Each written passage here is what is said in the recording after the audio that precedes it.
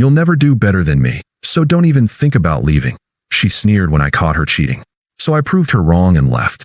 Now I've moved on, and she's the one who can't let go. Hey viewers, before we move on to the video, please make sure to subscribe to the channel and hit the like button if you want to see more stories like this. Thanks. I've always thought of myself as a pretty simple guy. I don't mean boring or unambitious. I just mean I value stability, loyalty, and peace. I grew up in a house where arguments could turn explosive, so when I got older, I swore to myself I'd never bring that kind of chaos into my own relationships.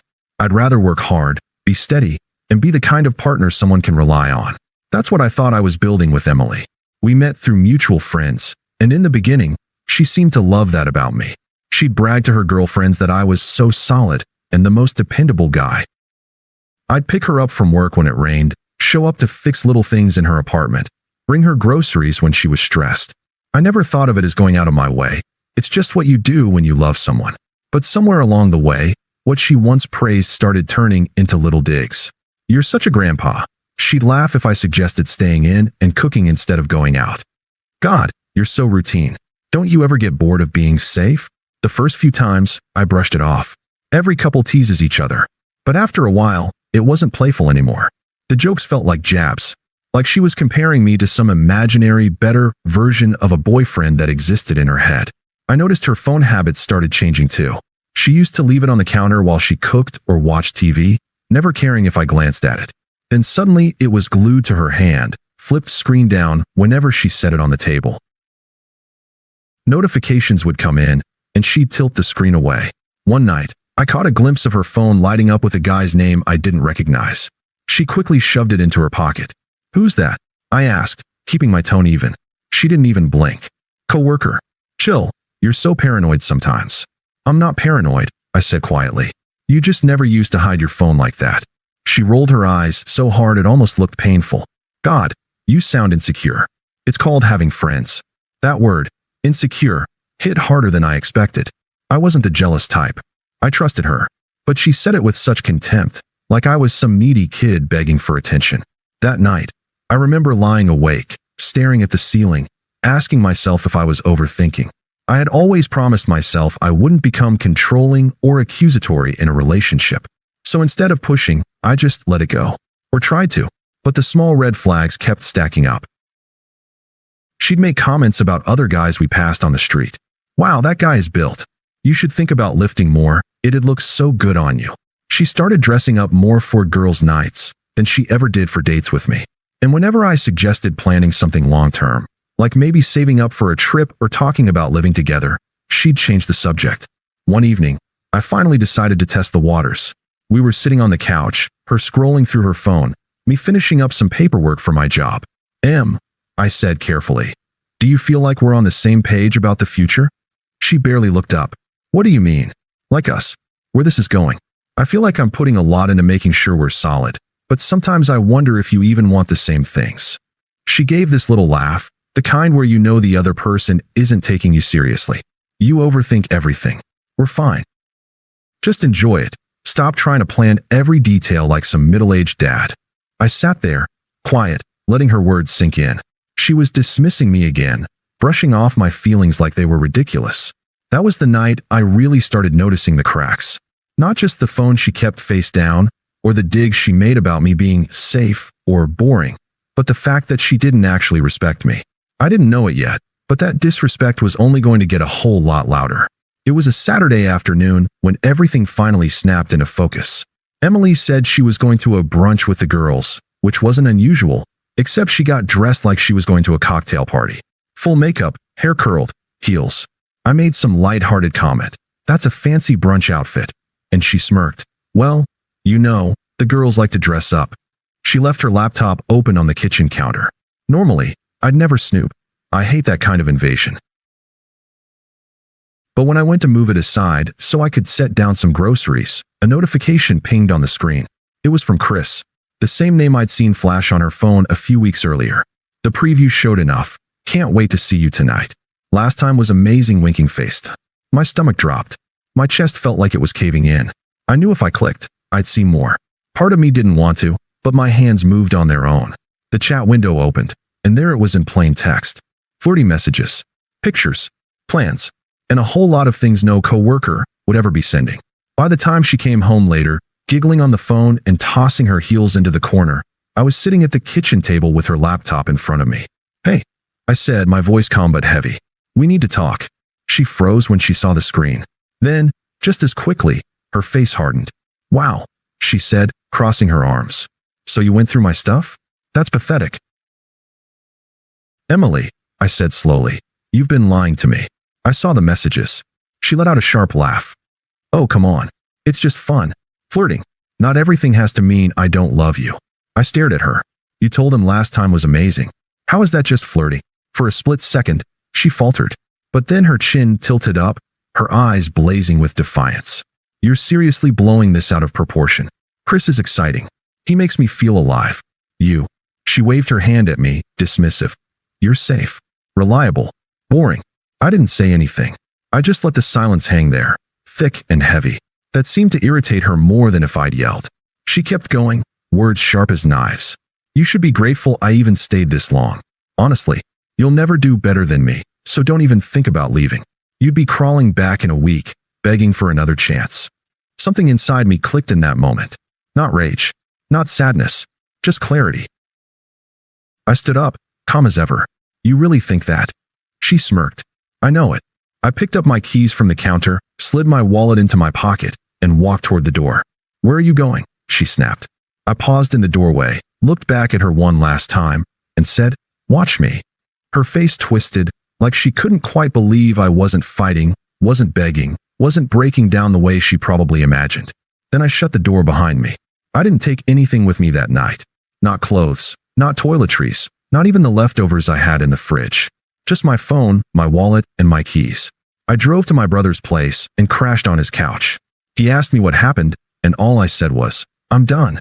And for the first time in months, maybe years, I felt a strange kind of peace. Emily thought she'd cut me down with her arrogance, that I'd accept being treated like a backup. But what she didn't realize was that the second she said those words, "You'll never do better than me," she'd set me free. I wasn't going to argue. I wasn't going to explain. I wasn't going to justify my worth to someone who saw me as disposable. I was just going to walk away. The first few days after I left, Emily felt strange. Not devastating, strange. I'd expected heartbreak, endless overthinking, the kind of sleepless nights where you cycle through every memory on repeat. Instead, I just felt quiet, like my life had been running on static for months, and suddenly someone turned off the noise. I blocked her number, deleted her from social media, even told my brother, "If she shows up here, don't let her in." At work, people noticed I seemed lighter. One of my coworkers asked if I'd started working out. I hadn't, not yet, but I decided maybe I should. So I joined a gym. At first it was just a distraction, but a couple weeks in, I started actually looking forward to it. My energy came back. I felt sharper, clearer. The more I built routines for myself, the more I realized how much energy I'd wasted trying to keep Emily happy. Cooking meals she never thanked me for. Rearranging my schedule to match hers. Listening to her endless complaints while mine went unheard. Now, without that weight, I had time for things I'd let slide. I started taking weekend hikes again. Reconnected with friends she never liked. Even picked up guitar, something I'd always said I'd try someday. Meanwhile, Emily started testing the cracks in my silence. The first text came about a week later. "Emily, so you're really just ignoring me? That's childish." I didn't reply. A few days later, "Emily, I think we should talk. You left all your stuff here. Don't you want it back?" I still didn't reply. Truth was, I'd bought new clothes. New everything, really. It felt symbolic. Why drag the past into the present? 2 weeks in, her tone shifted. "Emily, I've been thinking maybe I overreacted. Can we meet for coffee? Just to clear the air." I stared at that one for a long time, thumb hovering over the screen. But then I remembered her smirk, her voice dripping with contempt. "You'll never do better than me." Delete. Block. Silence. Around that time, I heard through mutual friends that she was officially seeing Chris, the guy from the messages. Apparently, she'd been flaunting it on Instagram, posting pictures of their romantic nights. My friends said she looked smug, like she'd upgraded. Good for her, I thought. Let her feel smug. I wasn't interested in competing. But then came the whispers. Chris was known for being a serial flirt. Rumors spread he was already texting other women behind her back. One friend told me, Everyone at her job thinks she's being used, but she's too proud to admit it. I didn't comment. I just kept lifting weights, learning new songs on guitar, and enjoying the quiet of my own space. By the third week, Emily's messages had grown desperate enough that even blocking couldn't stop her. She started emailing me. Emily, I miss us. I didn't mean what I said. You're the best thing that ever happened to me. Emily, why are you being so cold? I know you still care. I can feel it. Emily, Chris isn't who I thought he was. He's complicated. But you were always there for me. Please don't throw that away. Every email read like a different version of her. Confident, nostalgic, pleading. The progression was obvious. She wasn't sorry for what she did. She was sorry it backfired. And I realized something else. I wasn't angry anymore. I wasn't even tempted. I was indifferent. She used to say I'd come crawling back in a week. But here I was, a month out, and the thought of being with her again felt like suffocating. Instead of craving her attention, I craved my own peace. Instead of picturing our future, I started picturing mine. I knew then that she had no power over me anymore. And I also knew that, sooner or later, karma would catch up with her. It didn't take long for the cracks in Emily's upgrade to show. Mutual friends started sharing bits and pieces with me, not because I asked, but because they thought I'd find it satisfying. At first, I brushed it off. I didn't need gossip to validate my decision. But as the stories piled up, they painted a picture I couldn't ignore. Chris, the guy she'd risked it all for, was exactly what everyone warned her he was, a user. Apparently, he never paid for anything. When they went out, Emily covered the bill. He forgot his wallet, or claimed his paycheck was late. She started footing his Uber rides, buying him clothes, even lending him money. She told one of her girlfriends it was just temporary, until he got on his feet. But Chris wasn't trying to get on his feet. He was already seeing other women, openly. He flirted with co-workers in front of her. He left his phone lying around, full of messages, and if she confronted him, he'd laugh and say, "Don't be so insecure." The exact line she once threw at me.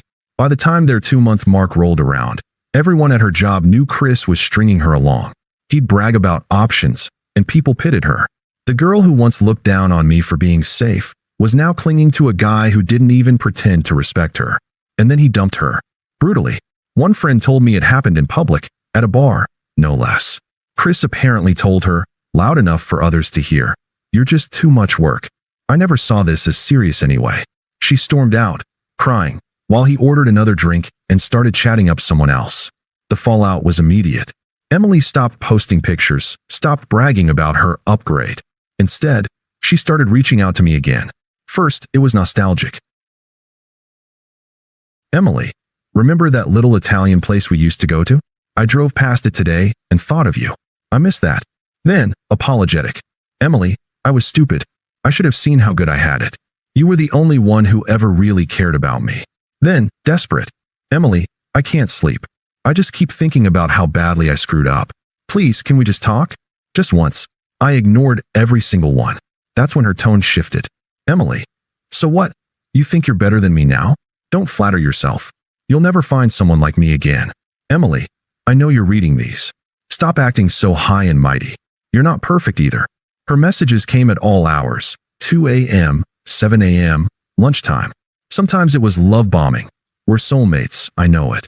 Sometimes it was rage. "You're pathetic for ignoring me." One night, she even showed up at my brother's apartment, pounding on the door. He called me at work, annoyed. "She's outside demanding to see you." "What do you want me to do?" "Don't open the door," I said. "Tell her to leave." He did. She sat on the steps crying for half an hour before finally disappearing. I thought that might be the end of it, but no, her family joined in. Her mom sent me a Facebook message. "Emily made a mistake, but don't we all? You two were good together." Her sister texted me. "She's really hurting. Just hear her out." I blocked them too. Because here's the truth, it wasn't about a mistake. Everyone makes mistakes, sure. But what Emily did wasn't a slip-up. It was arrogance. It was cruelty. It was standing in my kitchen, looking me dead in the eye, and saying, "You'll never do better than me." And now, she was living proof of how wrong she'd been. I wasn't gloating, but I wasn't blind either.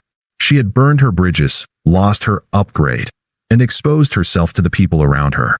She wanted me to be her safety net, her backup plan, her reliable grandpa waiting with open arms. But I'd moved on. By then, my life felt like it was finally my own. My job was going well, my body was changing from the gym, I had real peace in my apartment. Friends noticed the difference. Even I noticed the difference.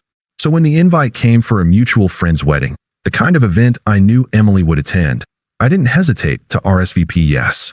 Because I knew I wasn't the same man she once dismissed. And when we saw each other again, she'd realize it too. The wedding was held at a vineyard just outside the city. Sunlight spilled over rows of grapes, a soft breeze carrying the sound of laughter and clinking glasses. It felt like a fresh chapter, the kind of moment where everyone wanted to look their best, feel their best, and celebrate love. I showed up in a tailored navy suit, feeling sharper than I had in years. Months of gym work had reshaped me, but more than that, I carried myself differently. Confident, relaxed, free. As soon as I walked in, I noticed people's reactions, smiles, handshakes, compliments. Man, you look great.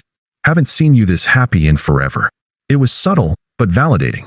And then, of course, I saw her.